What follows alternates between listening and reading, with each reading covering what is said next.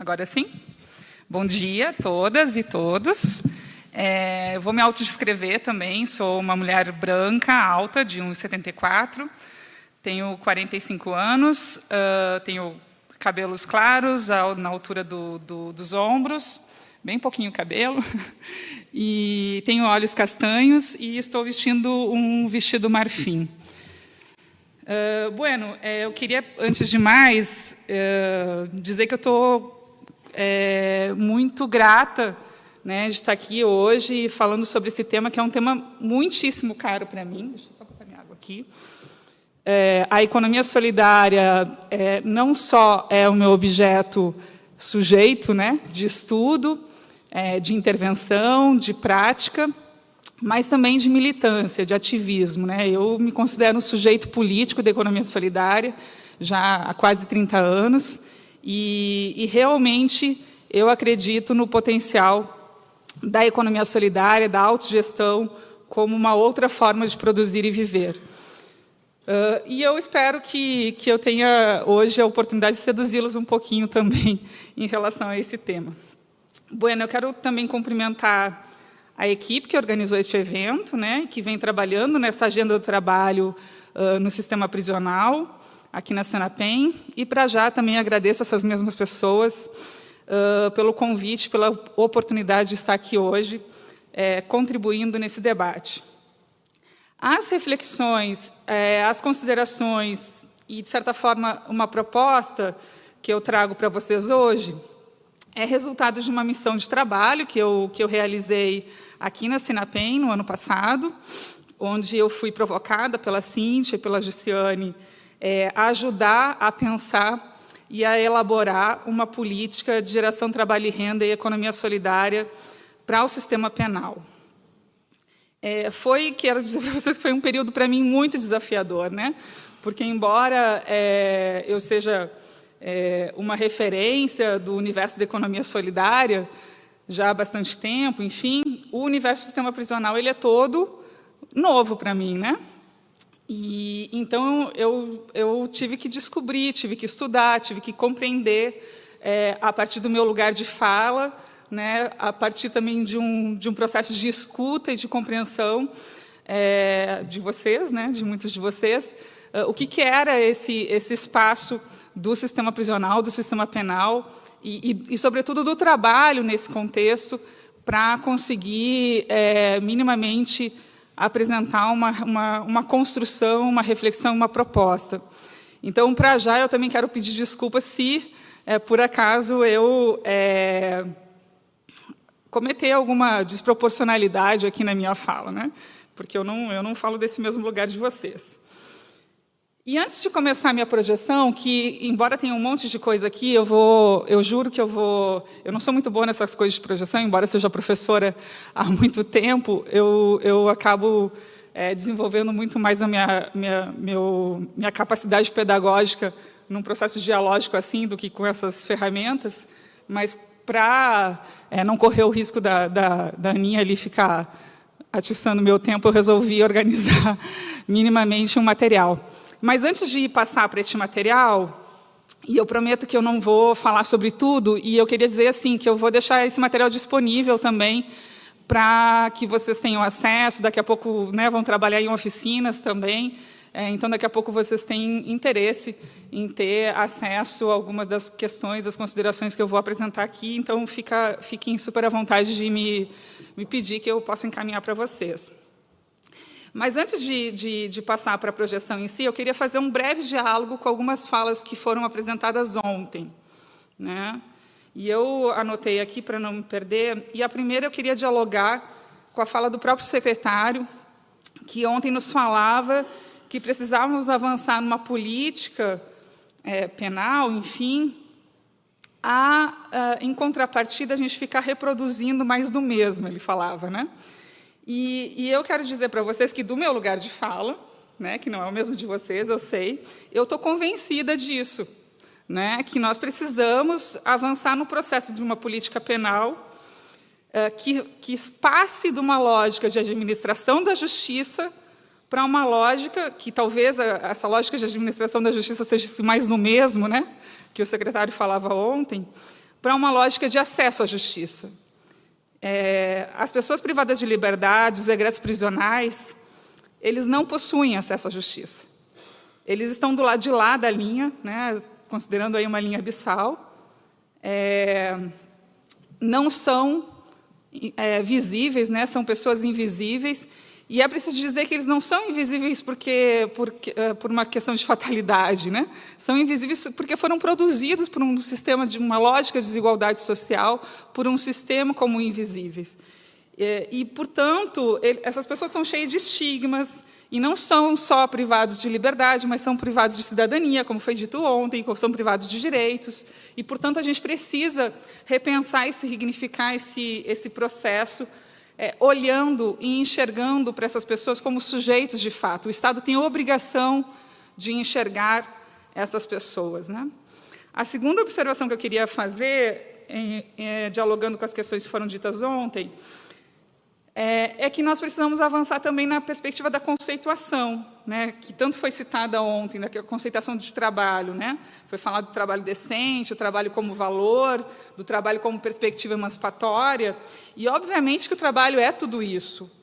Mas, mais do que tudo, o trabalho precisa ser compreendido como uma estratégia para enfrentar as opressões. Primeiro, do capitalismo, como o representante do CNJ falava ontem para a gente, do colonialismo, tão evidentes, né, na categoria de raça, representadas nos marcadores sociais, que a Cíntia nos apresentava ontem, do patriarcado, né, que talvez, e aí aqui eu estou falando a partir de uma perspectiva mais empírica, né, que talvez seja a principal opressão que leva à prisão das mulheres, né. Ontem, no vídeo, a companheira do Pará, se eu não me engano, né, acho que também foi super citada aqui, mas imagino que ela esteja aqui, falava sobre isso, né, de que ela percebeu de que boa parte dos motivos pelos quais as mulheres foram parar no sistema prisional estavam relacionados às violências, relacionadas à questão de gênero e tudo mais. Então, isso está relacionado ao patriarcado como forma de opressão.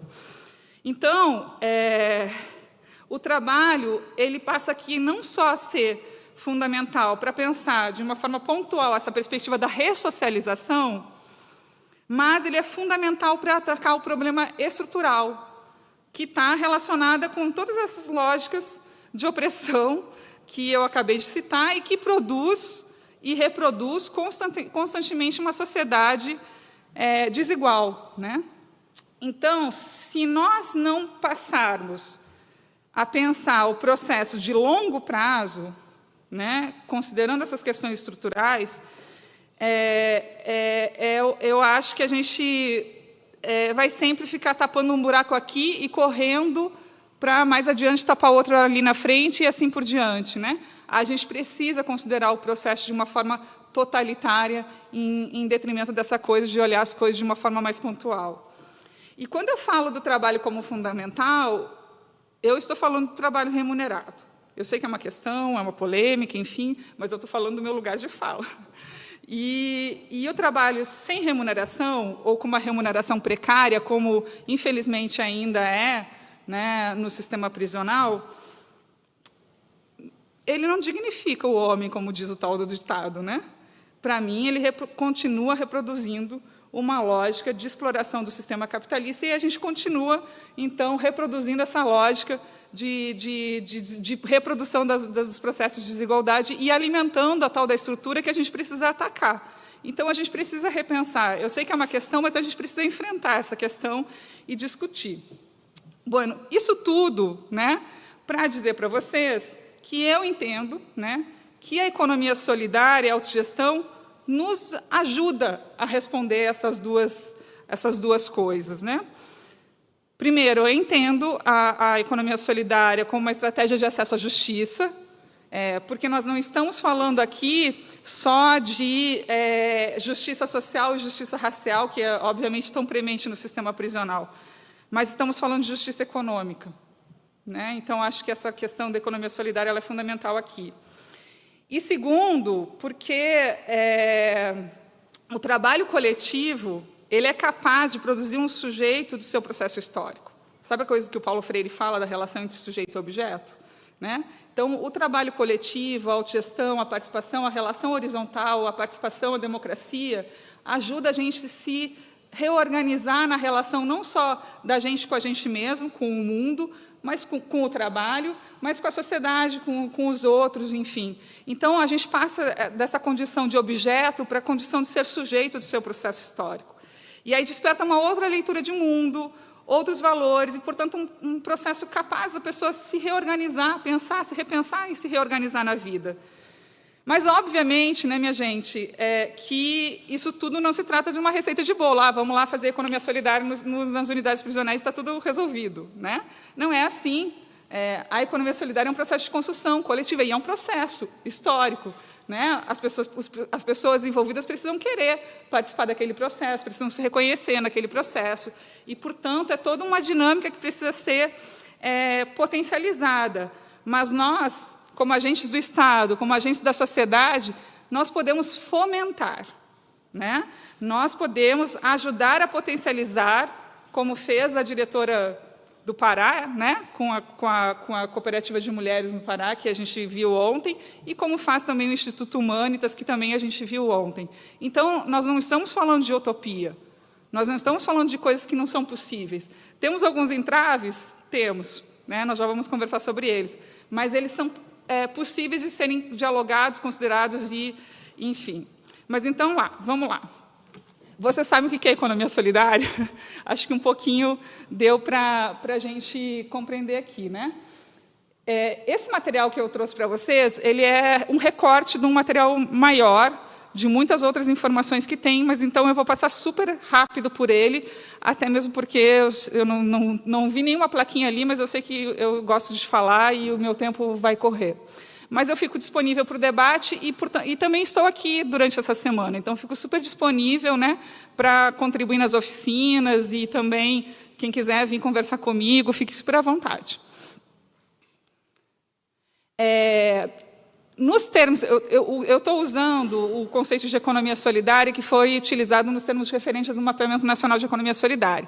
É importante que se diga que a economia solidária ela é uma política de governo, não uma política de Estado, hoje, né, do governo federal. Ela já foi nos governos Lula e Dilma anteriores, teve uma interrupção, por isso que ela é de governo, não é de Estado, né, porque ela é acolhida pelos governos e não se mantém quando eles passam, e agora ela retoma.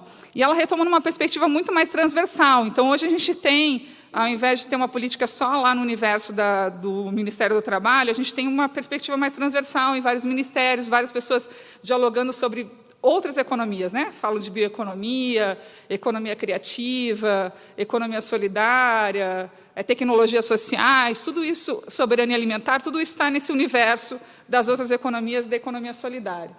E aí, então, aqui eu trago esse conceito, né? A economia solidária corresponde ao conjunto de atividades econômicas de produção, distribuição, consumo, poupança e crédito, organizada sob forma de autogestão, isto é, pela propriedade coletiva dos meios de produção de bens ou prestação de serviços, e pela participação democrática, ou seja, uma cabeça, um voto, nas decisões dos membros da organização ou empreendimento.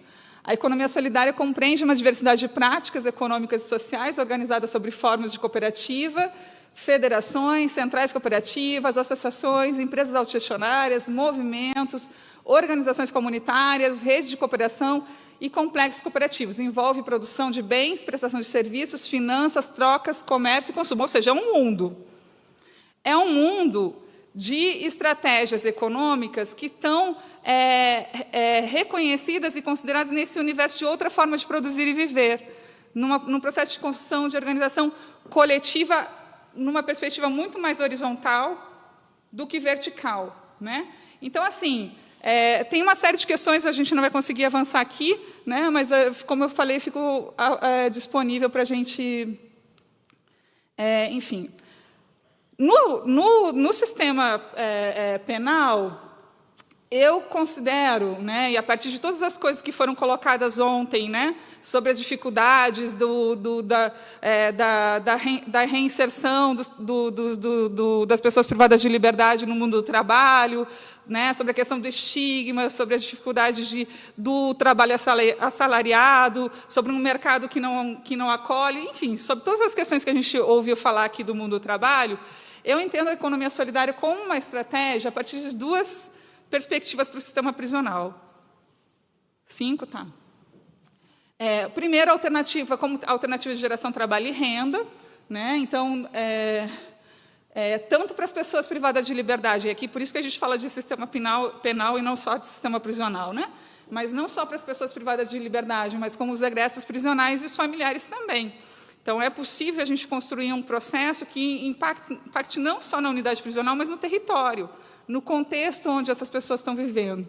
Considerando as dificuldades de retorno do sujeito ao sistema prisional, ao mundo do trabalho e à sociedade excludente e estigmatizadora, é importante que os trabalhadores busquem no trabalho associado e na autogestão estratégias para produzir e viver frente ao contexto econômico e social fora da prisão.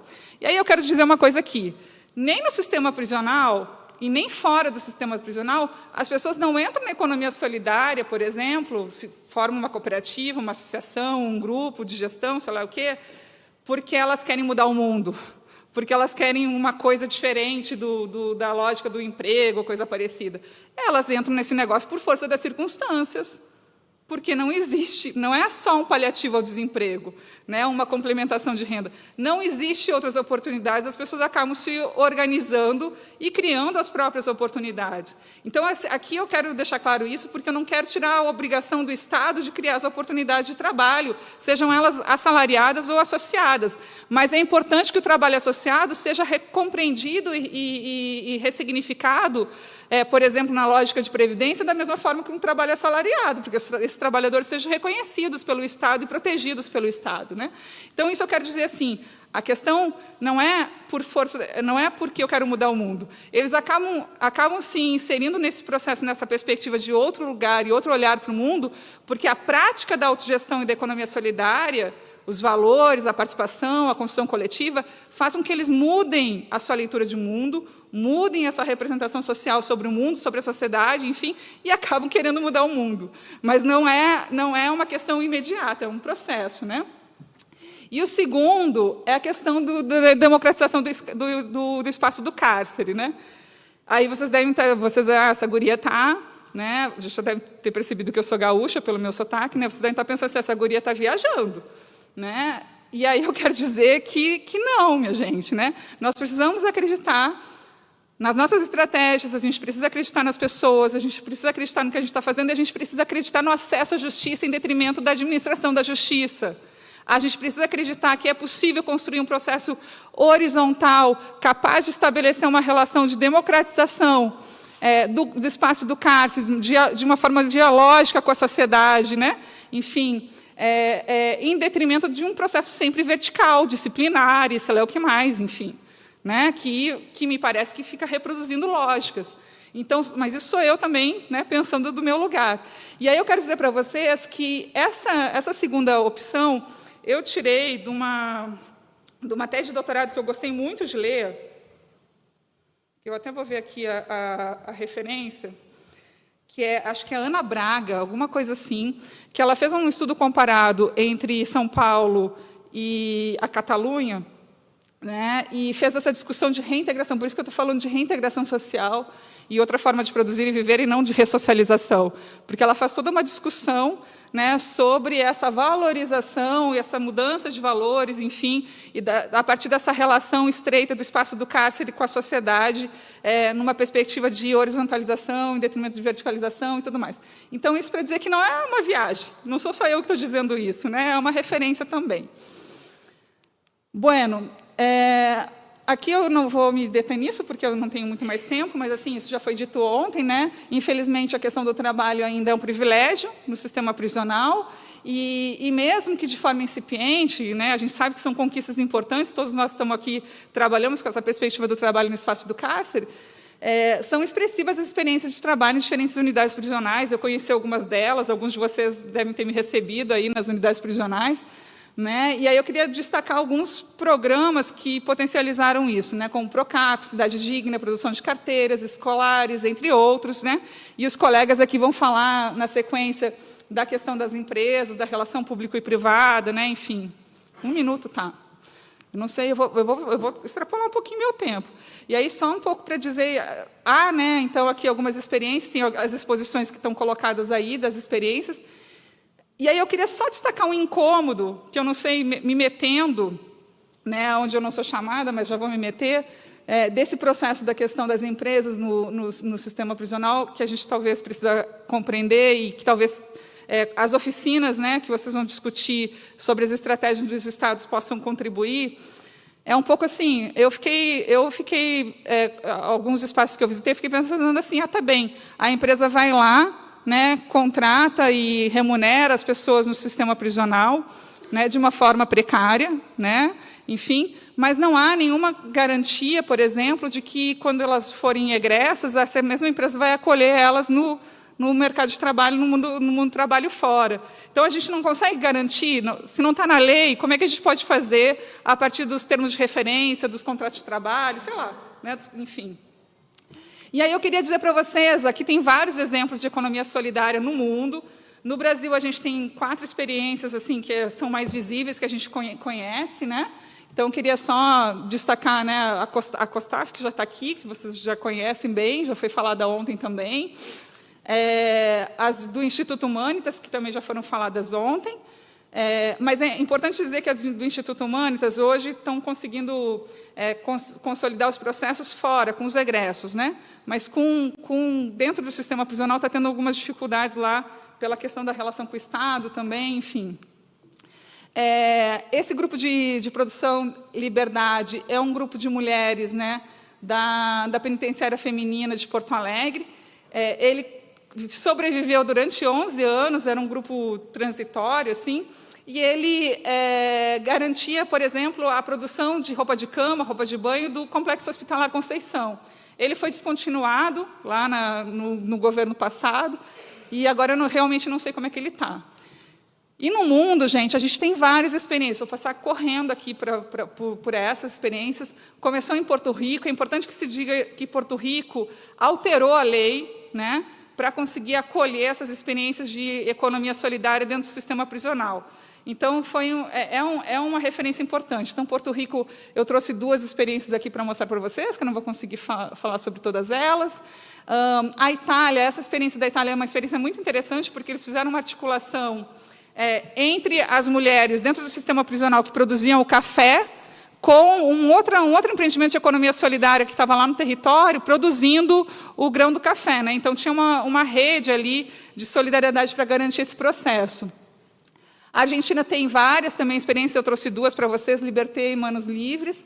A Manos Livres é uma primeira cooperativa de mulheres e pessoas trans no contexto prisional. Então, assim, nós não estamos falando... Os Estados Unidos têm uma experiência muito interessante, porque eles vão construir essa experiência compreendendo que o estado do cárcere afeta desproporcionalmente pessoas negras, né, pessoas indígenas. Então, vão construir um processo pensando nessa coisa do colonialismo como forma de opressão que a gente falava, né? Então, enfim, aqui tem uma tese da Catalunha, que traz outras experiências também, da Suécia, Etiópia, Canadá, Grã-Bretanha, Chile e Uruguai. Ou seja, não estamos falando de uma utopia.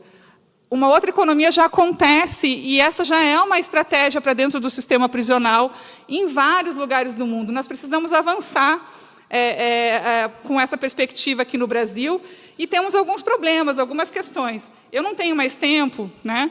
Então, eu vou passar correndo aqui por algumas perspectivas estratégicas que eu tinha... Não tenho mais tempo mesmo, né? Tá. Que eu tinha considerado. Eu vou passar correndo mesmo, que depois eu posso socializar com vocês, que aí eu vou só falar para vocês, para evitar de me estender mais. Mas essas perspectivas estratégicas, elas estão relacionadas, por exemplo, de como que a gente otimiza as oficinas do Procap. Muitos de vocês têm, né? Então, como que a gente otimiza o Procap para eles se tornarem empreendimentos de economia solidária? Tem recurso do Procap, né, para maquinário, para formação, enfim. Outra estratégia que foi apresentada, que eu tinha colocado aqui, não precisa ser necessariamente os agentes do sistema prisional a executar. Nós conseguimos instrumentos e ferramentas com universidades, com institutos federais, tem a rede de incubadoras tecnológicas de cooperativas populares, o IFECOSOL, que dá para fazer, né, a partir das incubadoras e das tecnologias sociais, fazerem esse processo de formação e de incubagem desses empreendimentos dentro do sistema prisional. Tem os processos de soberania alimentar, né? E aí a gente pensar em construir hortas ou quintais agroecológicos dentro do sistema prisional e de como que a gente, a partir daí, a gente não só muda a questão da segurança alimentar para dentro do sistema prisional, mas como a gente também gera renda, enfim. Tem várias possibilidades que a gente pode consolidar.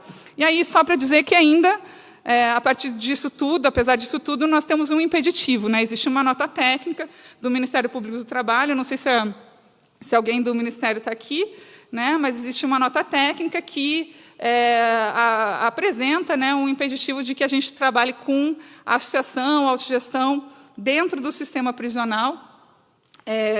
Não tem problema com egressos, né, mas eles alegam que esse processo mais horizontal, mais participativo, não é possível de ser trabalhado com pessoas privadas de liberdade. E aí a gente também apresentou uma nota técnica, fazendo todo um contraponto, dizendo, bom, não é assim, né, é possível, e a gente, obviamente, precisa ressignificar os processos, porque é um outro contexto, mas é sim possível. Então, só para dizer que tem muita coisa acontecendo e a gente precisa olhar para essas coisas com um pouco mais de atenção. Obrigada pela atenção e desculpa se me estendi no tempo.